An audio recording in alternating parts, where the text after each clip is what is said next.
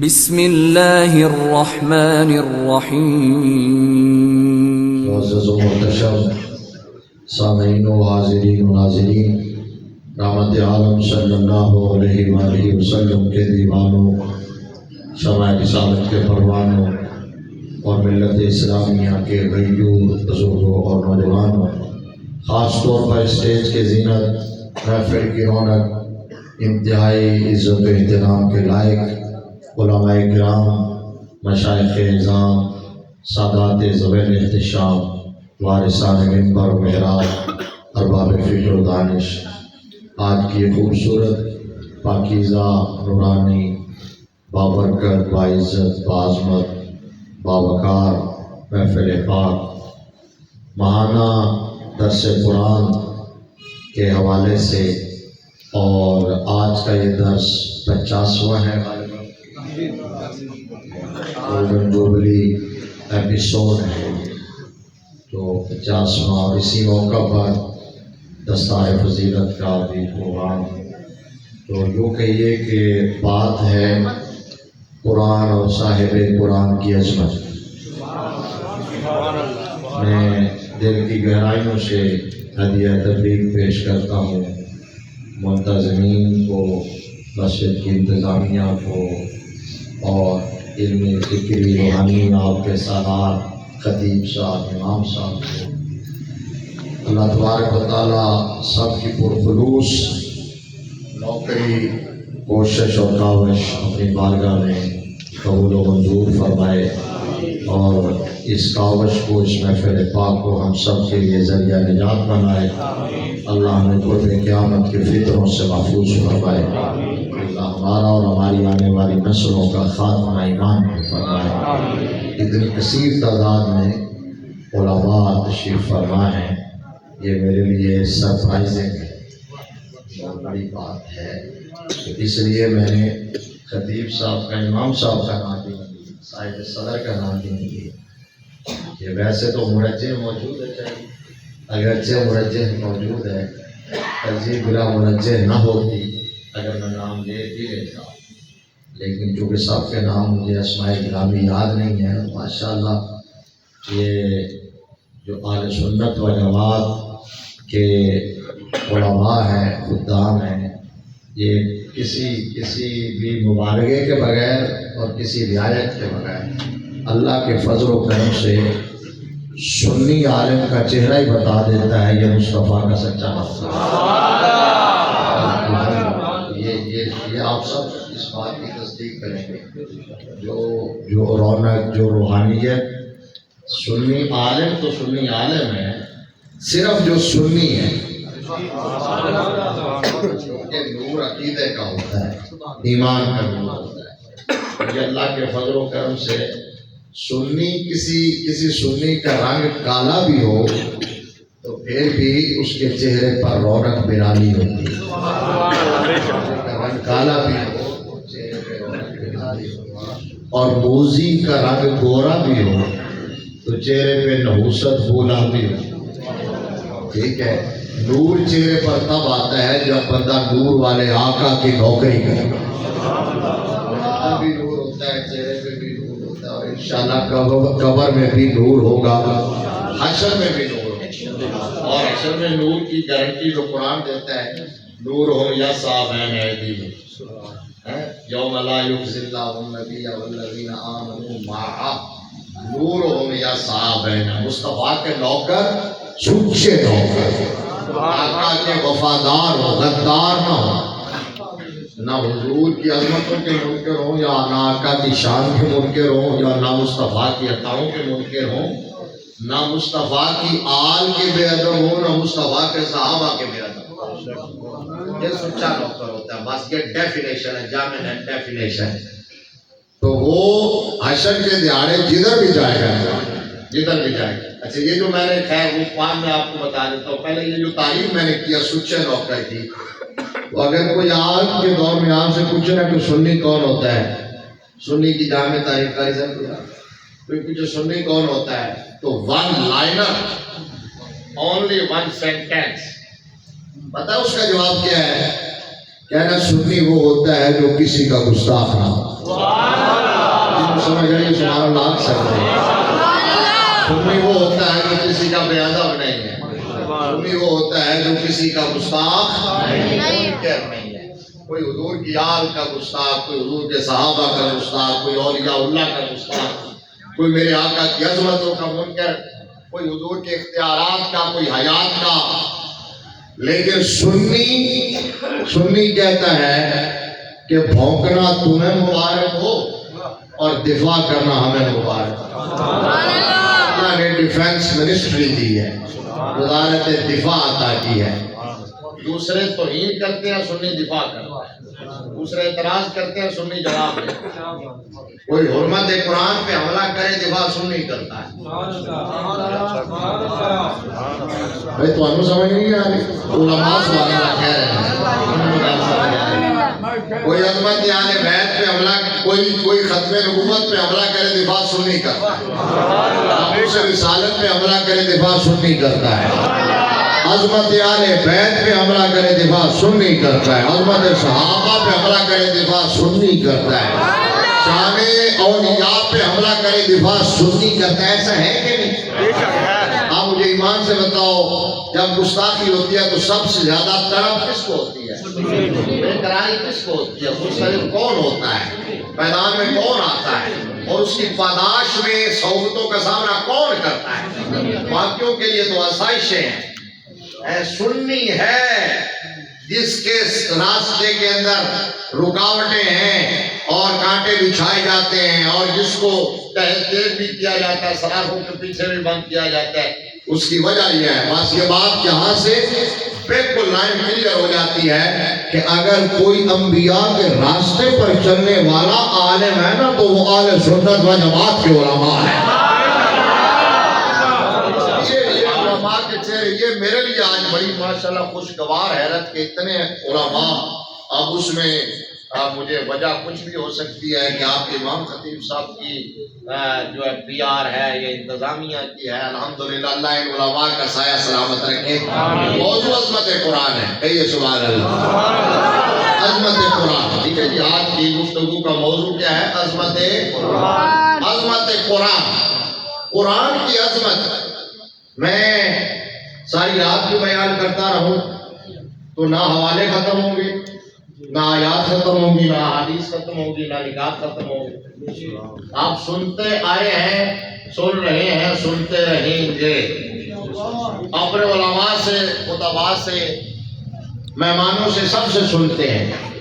لیکن ایک جملے میں، جس طرح پہلے میں نے ون لائنر کہا تھا، ایک جملے میں بنیاد رکھنا چاہتا ہوں، اگر آپ کی توجہ میری طرف ہو. سب کی توجہ ہے نا؟ ماشاءاللہ درس قرآن کی محفل کرائے نظر آ رہا ہے. سنجیدہ حلقہ ہے آپ کا، سنجیدہ ماحول ہے، بڑی اچھی بات ہے. اللہ کرے اہل سنت کی محافل، ساری محافل کا رنگ اسی طرح کا ہو جائے، اور اہل سنت کے نعت خوان اسی طرح کے ہو جائے. کلام کا انتخاب بھی ایسے ہو، انداز بھی ایسے ہو. لیکن آپ ضرورت سنیوں کو اسی بات کی ہے، اور بیداری بھی ہے اور ہونی چاہیے. زیادہ بیداری کی ضرورت ہے. بہت نقصان ہو گیا، ہم نے بہت لاس کر لیا ہے، صرف ڈسکو لوگوں کے پیچھے، آرٹیفیشل لوگوں کے، بلکہ آرٹسٹوں کے پیچھے بھاگ بھاگ کے. خدا کا نام ہے، اب دین کی طرف لوٹو، دین کے خدام کی طرف لوٹو. میں بنیاد رکھ رہا ہوں آج کے موضوع کی. ایک لائن میں اگر قرآن کی عظمت کو بیان کرنا چاہوں تو میں یہ کہہ سکتا ہوں کہ قرآن کی اس سے بڑی عظمت اور کیا ہو سکتی ہے کہ قرآن عرش کے رب کا کلام ہے. قرآن کائنات کے خالق کا کلام ہے. آپ کو بھی سمجھ نہیں ہے، آپ نے غور، نعت آپ نے بھی سنی ہے، نعت میں نے بھی سنی. وہی نعت ہے، آپ پہلے بھی سنتے ہیں. بس جب آپ اتر جائیں کسی چیز میں تو پھر یہ کیفیات خود بخود بن جاتی ہیں. سرسری آپ سنتے جائیں، میرا سارا خطاب بھی سن لیں گے تو روایتی انداز میں سنیں گے تو بعد میں آپ جا کے ترازو لگا کے تولنا نہیں، مزہ نہیں آیا، چس نہیں آئی، کوئی اینج گل نہیں کی تھی، اونج گل نہیں کی تھی. اور اگر آپ دل سے سنیں گے، پوری توجہ سے سنیں گے، ایمان کی حلاوت اور حرارت کے ساتھ سنیں گے، میں سادہ سی بات بھی کروں گا تو انشاءاللہ آپ کی روح میں اتر جائے گی. میں پھر ریپیٹ کر رہا ہوں، کیا میں نے عرض کہا؟ میں نے عرض یہ یہ کیا کہ قرآن کی عظمت کی اس سے بڑی دلیل اور کیا ہو سکتی ہے کہ قرآن اللہ کا کلام ہے. آپ کہیں گے کہ نبی گل ہے، اسی پہلے بھی سنے قرآن کے کلام اللہ ہے. یہی تو بات ہے کہ آپ صرف سنتے ہیں، کبھی آپ نے غور نہیں کیا کہ قرآن اللہ کا کلام ہے. اس کا مطلب ہے قرآن اللہ کی باتیں ہیں، قرآن رب کی باتیں ہیں جو رب نے اپنے بندوں سے کی ہیں. یہی تو آپ کو سمجھانا چاہتا ہوں. جب آپ یہ کہنا کہ میرا استاد مجھ سے بات کر رہا ہے، کال آتی ہے نا سم ٹائم اچانک، تو ہم ہر کال کو ایک اسٹائل میں نہیں ریسیو کرتے. کئی کالیں ہم سنے سنے اسی طرح سن لیتے ہیں، لیٹے لیٹے سن لیتے ہیں، بے وضو بھی سن لیتے ہیں، ٹھیک ہے عدم توجہ سے بھی سن لیتے ہیں، جلدی جلدی کال سن لیں گے. لیکن کچھ کالیں ایسی ہوتی ہیں ادھر بیل بجتی ہے، نظر پڑتی ہے تو فوراً بندہ ٹینشن ہو جاتا ہے، سیدھا ہو کے بیٹھ جاتا ہے. میرے ساتھ کئی بار ایسا ہوا، میرے بچوں نے پوچھا بابا جی یہ کیا بات ہے، یہ کس کی کال تھی؟ تو میں نے کہا یہ 9 نمبر والے بابے میرے استاد کی کال تھی. جامعہ نظامیہ کے 9 نمبر کمرے میں بیٹھنے والے شیخ الحدیث استاد العلماء استاد الکل حضرت علامہ حافظ محمد عبد الستار سعیدی صاحب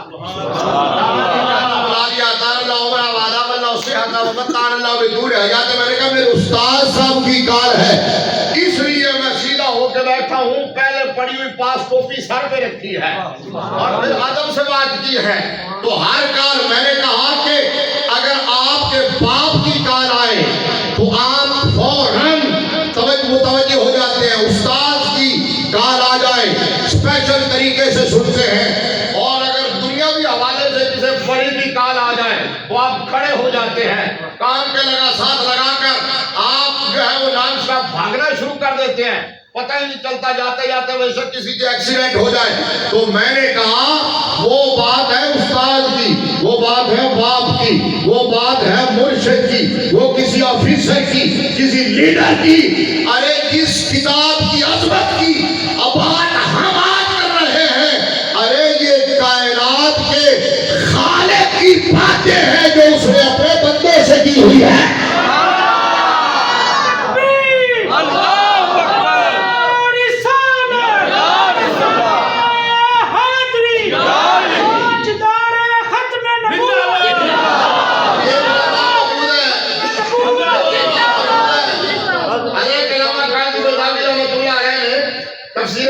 شریف کے آغاز میں سورہ فاتحہ کی تفسیر میں قاضی بلاغی لکھتے ہیں جب بندہ سورہ فاتحہ پڑھ رہا ہو نا تو اپنے بخت پہ ناز کرے اور اس یقین کے ساتھ سورہ فاتحہ پڑھے کہ اللہ بندوں کی زبان بول رہا ہے. اللہ بندوں کی زبان سے بول رہا ہے. مطلب کیا؟ جو بندوں نے مانگنا تھا وہ رب نازل فرما رہا ہے.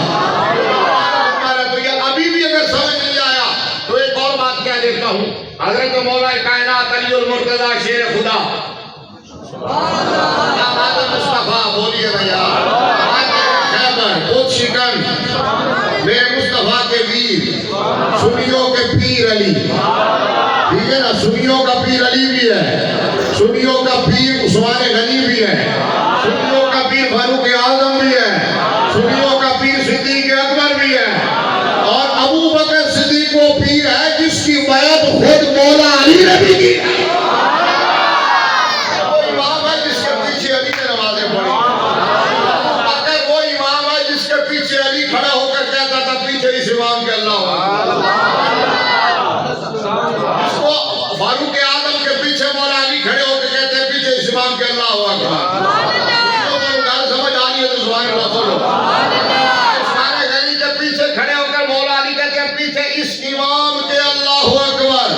تو جن کو امام علی کہہ رہا ہے پھر امامت تو وہاں سے شروع ہوئی جن کو امام علی کہہ رہا ہے. گلی گلی نگر نگر گلی گلی نگر نگر نگر نگر گلی گلی. بڑا شوق ہے، میں نے کچھ باتیں کرنی ہے، نعرے نائی لگائے تو اچھی بات ہے. درس قرآن والا ماحول، پھر میں بھی خطاب کے ماحول میں آ جاؤں گا، پھر خطاب کا موڈ بن جائے گا. اس لیے میں کہتا ہوں درس سیدھو. بھائی میں کیا کہہ رہا ہوں، پہلا امام کون ہے؟ اب بولیے نا، بولیے. ہمارے اماموں کو مانتے ہیں، لوگ کہتے ہیں یہ ہمارا تو مانتے نہیں. میں نے کہا جھوٹ نہ بولا کرو، تمہارا کام یہ ہے کہ ممبروں میں بیٹھ کے جھوٹ بولتے ہو، جھوٹ کے ذریعے امت کو گمراہ کرتے ہو۔ میں نے کہا ہم 12 اماموں کو مانتے ہیں لیکن 12 ہی کو نہیں مانتے۔ آپ کا 12 امام آپ کے شروع ہوتے ہیں مولا علی سے، ہمارے شروع ہوتے ہیں صدیق اکبر سے، اور آپ کے امام مہدی پہ ختم ہو جاتے ہیں، ہمارے اس کے بعد بھی ہے امام اعظم ابو حنیفہ بھی ہے، یہاں بولیے امام ربانی بھی ہے، امام احمد رضا بھی ہے، اماموں کو مانتے ہیں۔ لیکن اب سنو، تم یہ کہتے ہو کہ پہلا نمبر مولا علی کا ہے، میں نے کہا علی سے پوچھ لیتے وہ پہلا نمبر کس کا لگا رہا ہے؟ جن کے پیچھے ایک اور جملہ کہتے اشارہ تھا، ویسے موضوع سے شاید تھوڑا سا ڈفر ہو جاؤ، لیکن بات سمجھانے کے لیے چونکہ ویسے موقع بھی چل رہا ہے۔ میں نے کہا جو مسجد نبوی میں سیدنا صدیق اکبر کے پیچھے کھڑے ہیں وہ سارے متقین ہیں۔ صحابہ کے متقی ہونے میں کسی کو شک ہے؟ بولو نا، وہ سارے کیا ہیں؟ متقی۔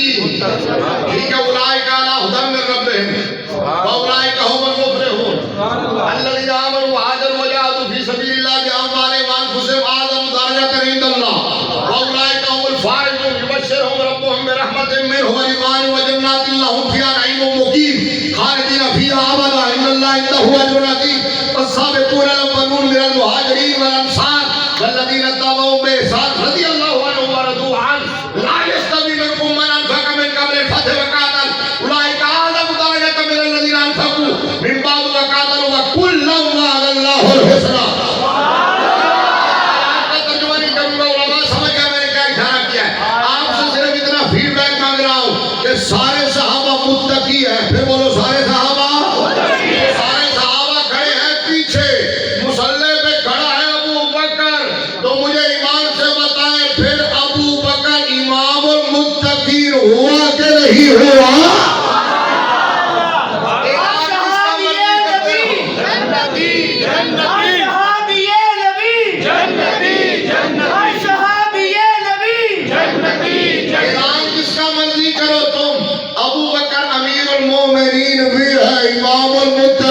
بھی ہے۔ قرآن اللہ کا کلام ہے۔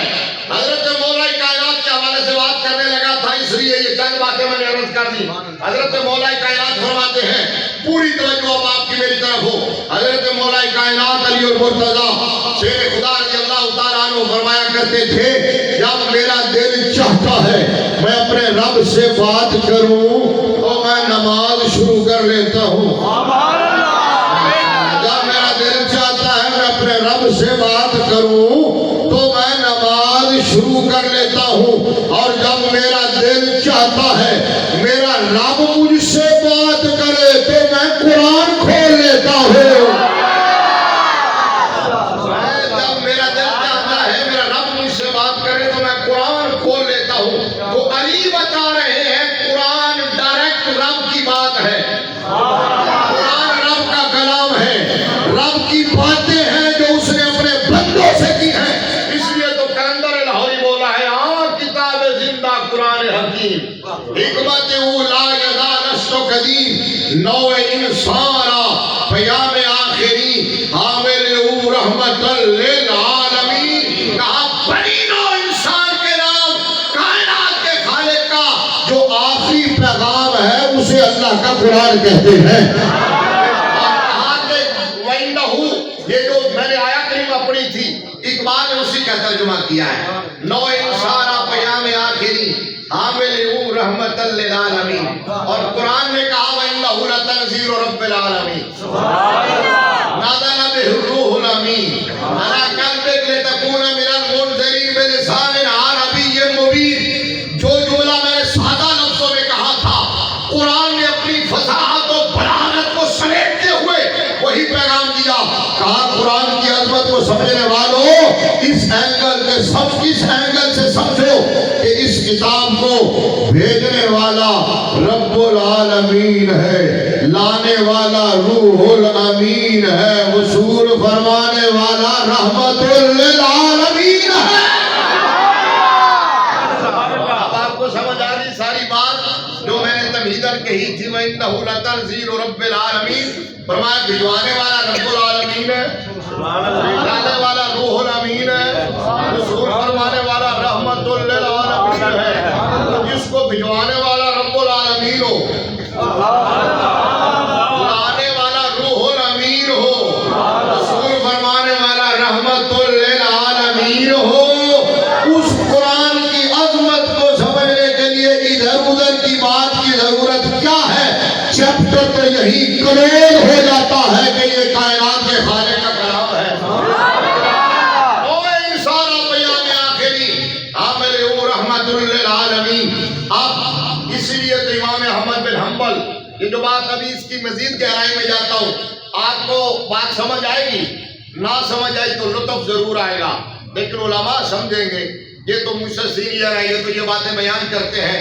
इमाम अहमद बिन हंबल ने ये फतवा दिया था कि अल कुरान कलामुल्लाह ताला गैर मखलूक। कहा कि कुरान अल्लाह का कलाम है, कुरान अल्लाह का मखलूक नहीं है, कुरान अल्लाह का कलाम है, मखलूक नहीं। कलाम लफ्जी है, एक कलाम नफ्सी है। ये जो तुम्हारे यहाँ मकतबों पे छपता है, ये कलाम लफ्जी है, ये दाल है कलाम नफ्सी पर। कलाम नफ्सी अल्लाह की सिफत है, अल्लाह की सिफात अल्लाह की जात की तरह कदीम है। थोड़ा मोहब्बत से कहें सारे सुभान अल्लाह। अल्लाह की जात कदीम है, गैर मसबूक में आदम है, हादिस नहीं है। इसी तरह उसकी सिफात भी कदीम है, हादिस नहीं है, गैर मसबूक में आदम है। क्या मतलब है? आसान लफ्जों में बताऊं ना तो अल्लाह की जात और सिफात कदीम है, उसके सिवा पूरी कायनात, पूरी खुदा की खुदाई ये हादिस है। हादिस वो होता है जो पहले ना हुआ हो, बाद में हो। कदीम वो होता है जो अज़ल से हो, अमद तक रहे। अल्लाह अज़ली है, वो अमदी है, वो हर इब्तिदा से पहले है, हर इंतहा के बाद है। वो ऐसा अव्वल है जिसकी इब्तिदा नहीं है, ऐसा आखिर है जिसकी इंतहा नहीं है। ला बिदायत लहू वला निहायत लहू। तो उसकी जात भी कदीम है, उसकी सिफात भी कदीम है। ना उसकी सिफात हादिस, ना उसकी जात हादिस। तो जब उसकी जात की तरह सिफात भी कदीम है और अल्लाह की सिफात ना उसका ऐन है ना उसका गैर है। सुभान अल्लाह क्यों यार? इस बात पर इनकी सुभान अल्लाह बनती थी, इन्होंने कह दी है। अब आप भी कह दे जरा सुभान अल्लाह। अभी याद आया है, ना उसका ऐन है ना उसका गैर है। अब मैं आपसे पूछना चाहता हूँ कि अल्लाह की जात की तरह उसकी सिफात भी कदीम, तो ये कलामुल्लाह अल्लाह की सिफत है, अल्लाह का कलाम ठहरा तो अल्लाह की सिफत ठहरी। तो जिस तरह खुद खालिक के कायनात की जात से अगर कोई जुड़ गया है, वो इज्जतें पा गया है, जो उसके कलाम से जुड़ जाता है वो भी इज्जतें पा जाता है। भाई अल्लाह की सिफत है। अगर समझना चाहते हो तो इस एंगल से समझो, जो कुरान से जुड़ा है, इस हवाले से भी जुड़ा है। जिसने जो कुरान का हाफिज बना, बोलिए ना, जो कुरान का हाफिज बना या आलिम बना या आमिल बना या कारी बना या कुरान का हामिल बना, कि सिर्फ ये नहीं, आलिम नहीं, हाफिज नहीं, कारी नहीं, हामिल नहीं, सिर्फ जिसने कुरान को एक दफा सुना, कुरान ही नहीं, सुनन दारमी की हदीस है, आपको मेरे नजपाल नबी ने फरमाया मन इस्तमा इला आयतिन मिन किताबिल्लाह कानत लहू नूरा। जिसने कुरान की एक आयत भी तवज्जो से सुन ली, वो मैदान माशर में उसके लिए नूर बन जाएगी।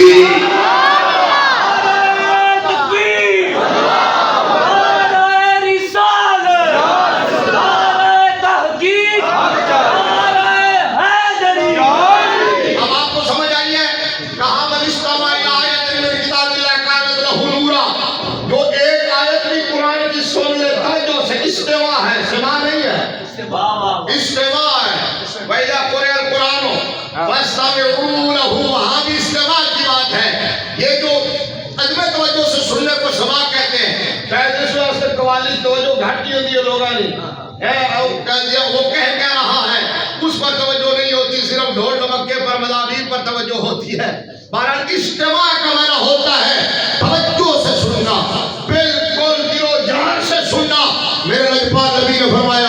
جس مومن نے، جس مسلمان نے، جس عاشق نے قرآن کی ایک آیت بھی توجہ سے سن لی، کانت لہ نورا، حشر کے میدان میں جب نفسی نفسی کی صدائیں ہوں گی، آتش کی آوازیں ہوں گے، یوم یفر المرء من اخیہ و امہ و ابیہ و صاحبتہ و بنیہ کا منظر ہوگا، یوم یقوم الروح والملائکۃ صفا لا یتکلمون الا من اذن لہ الرحمن وقال صوابا کا سکتہ اور سکوت ہوگا، کا عالم ہوگا۔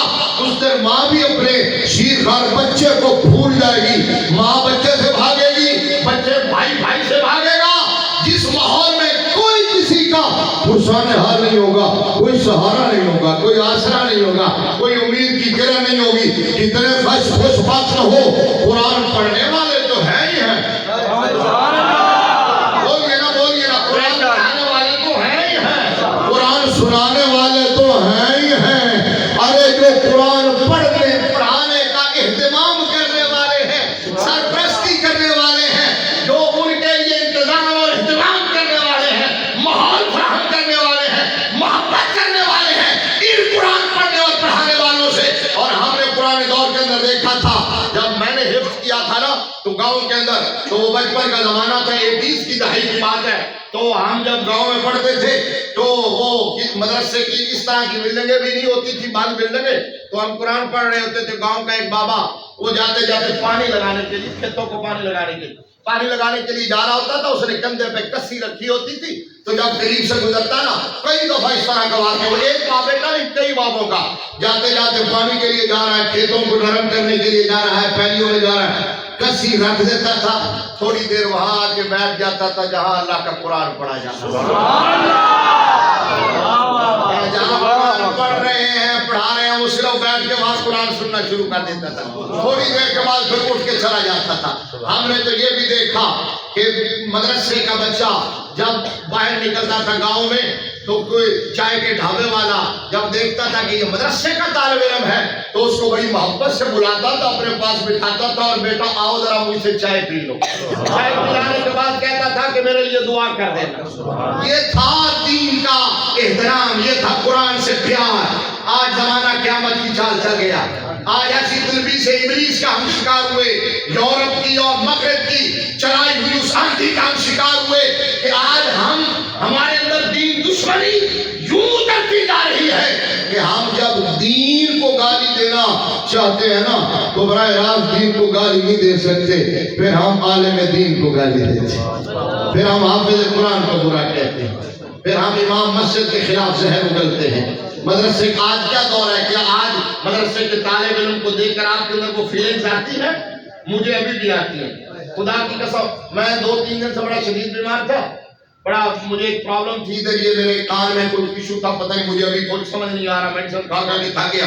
آج فجر کی نماز پڑھ کے یہ مسجد میں بیٹھا، اللہ کے گھر میں بیٹھا، فجر کی نماز پڑھ کے میں بیٹھا تھا تو میرے مدرسے کے اساتذہ بھی مجھے مل رہے تھے، نمازی بھی مل رہے تھے، نماز کے بعد ملتے ہیں تو ایک چھوٹا طالب علم حسن اس کا نام ہے، تو میں نے اس کو بلایا، اس نے سلام لیا تو میں نے کہا بھی آپ نے جانا نہیں، ادھر کھڑے ہو کر مجھے دم کر، اور اللہ کی قسم اس وقت سے میں ٹھیک۔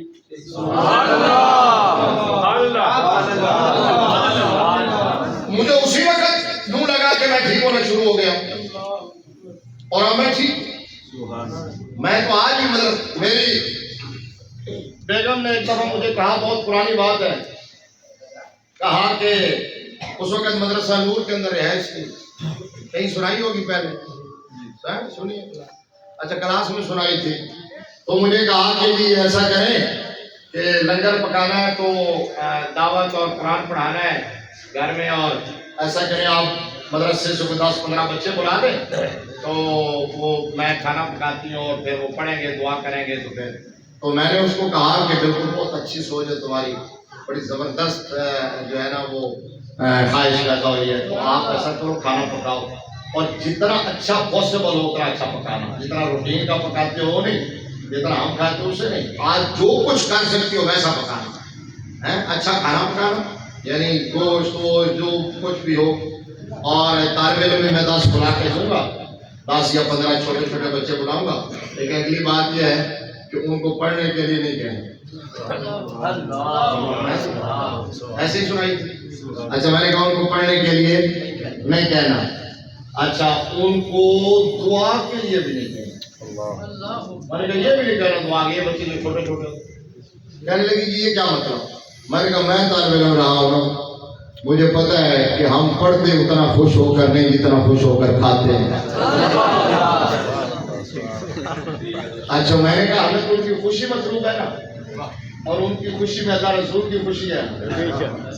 تو میں نے کہا جب وہ کھانا کھا کے خوش ہوں گے نا تو دعا کی بھی ضرورت نہیں رہے گی. جو ان کے اندر کی فیلنگز ہوں گی وہ تیرے حق میں دعا بن جائیں گی, وہ تیرے حق میں دعا بن جائیں گی.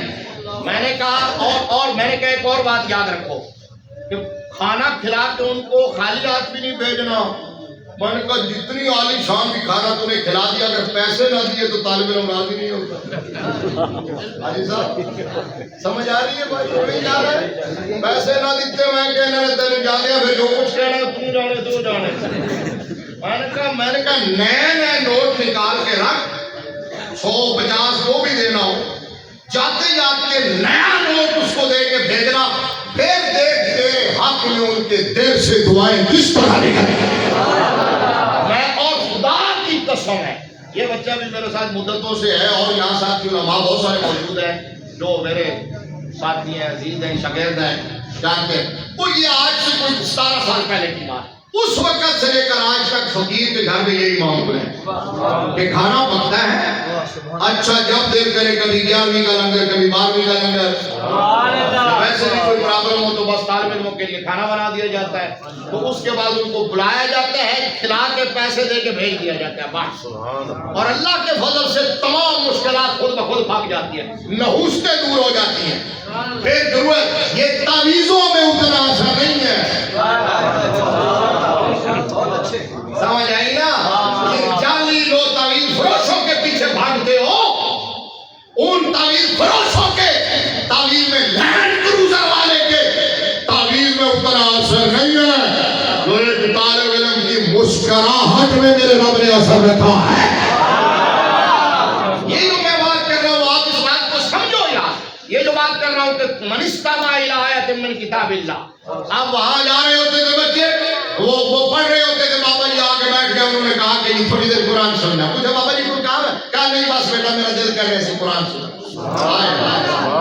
کہاں سے لاؤں وہ پاکیزہ فطرت, کہاں سے لاؤں وہ سچا مزاج, کہاں سے لاؤں وہ ستھری نسلیں.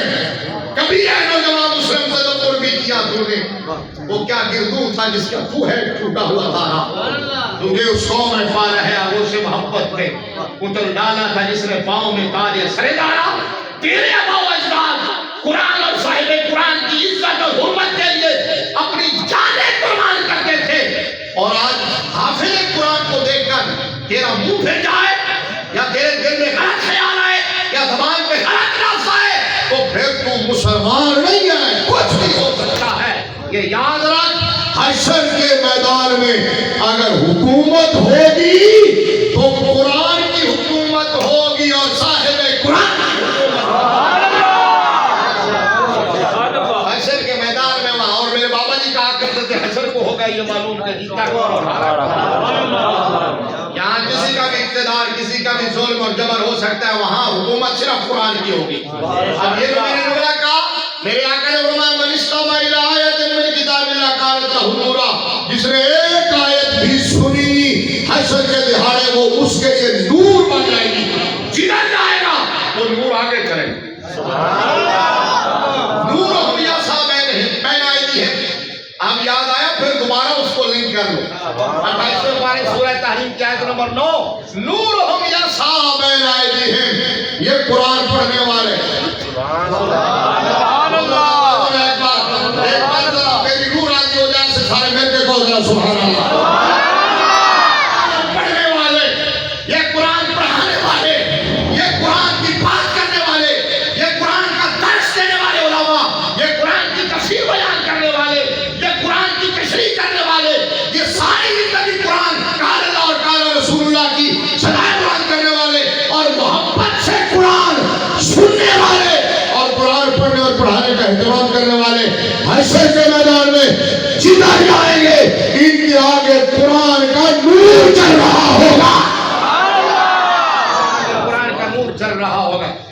مسلم کوئی ڈینائی کر سکتا ہے اس بات؟ کوئی مسلمان انکار کر سکتا ہے اس بات کا؟ تو جب یہ بات ہے، یہ تو اور لوگ ہیں جن کا ایمان یہ ہو گیا کہ اس جہان کے بعد کوئی اور جہان نہیں ہے، بس مرنا نہیں ہے. ہم تو مسلمان ہیں، ہمارا تو ایمان یہ ہے کہ اصل جہان وہی ہے. کل دیکھا نا انڈیا میں ایک نوجوان عالم نے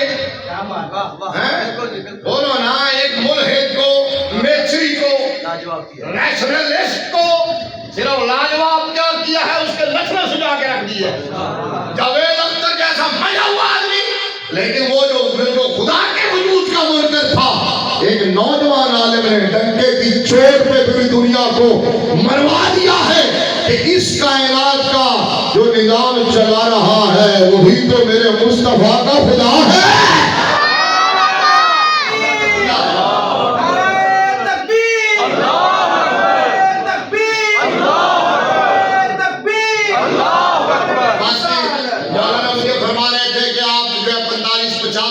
بات کرے سوا پہ ہم نے نماز پڑھنی ہے، تو میں کہہ رہا تھا نہیں 40 پہ چھوڑوں گا. ویسے ایسا خطیب کوئی ہوتا ہے عام طور پر کہتے ہیں زیادہ ٹائم دے، میں کہہ رہا تھا نہیں کم. لیکن چلے ہمیں بات پورے کرتے کرتے یہ اللہ کے ولی ہیں، ان کی بات پوری ہو گئی، تو میں بات کو پورا کرتے ہوئے روزے کی طرف آتا ہوں. کیا قرآن سے پیار کرنے والا چاہے کسی صورت میں قرآن، اب اس کی تشریح کا ٹائم نہیں ہے. میں نے کہا جو قرآن سے جڑ جائے، حافظ قرآن جڑا، اللہ نے سر پر نورانی تاج رکھوا دیا. سبحان اللہ، بولو نہیں یار سبحان اللہ. اچھا، عالم قرآن جڑا، اللہ نے نبیوں کا جانشین اور وارث بنا. سبحان اللہ. ٹھیک ہے، حافظ قرآن کے والدین جڑے، اللہ نے جنتی جبے پہنا دیے. سبحان اللہ. سامع قرآن سے جڑا، حشر کے دہاڑے اس کے لیے اللہ نے اس کو نور بنا دیا. اب وہ جدھر سے جائے گا میدان معاشر میں آگے آگے نور ہوگا، تو دوسرے مقام پر ہے، ان کو دوسرے لوگ دیکھ کے کہیں گے وہ نور والے ہو. سبحان اللہ، سبحان اللہ. خدا کا نام ہے، خدا کا نام ہے، اللہ کا نام ہے. یہ سانس پتہ نہیں کہاں رک جانا ہے، نفس کہاں بند ہو جانی ہے. صبح شام ہم جنازے اٹھاتے ہیں، جوانوں کو بھی، بوڑھوں کو بھی، بچوں کو. تو اللہ کا نام ہے، کوئی ایسا چراغ جلا لو، کوئی ایسا چراغ جلا لو. میدان معاشر والے کہیں گے اوے نور والے ہو، ذرا ٹھہرو، تھوڑا جا نور سانو بھی دے دے. بسم نورکم. بس آخری بات وہ جو میں نے شروع کی تھی، امام احمد بن حنبل نے کہا تھا کہ قرآن اللہ کا کلام ہے، مخلوق نہیں، حادث نہیں ہے، وقت کا حاکم اور اس کے گماشتے ہر دور میں رہا ہے. یہ آج کا دور نہیں ہے، یہ 14 صدیوں کا تسلسل ہے جو کچھ آج ہو رہا ہے.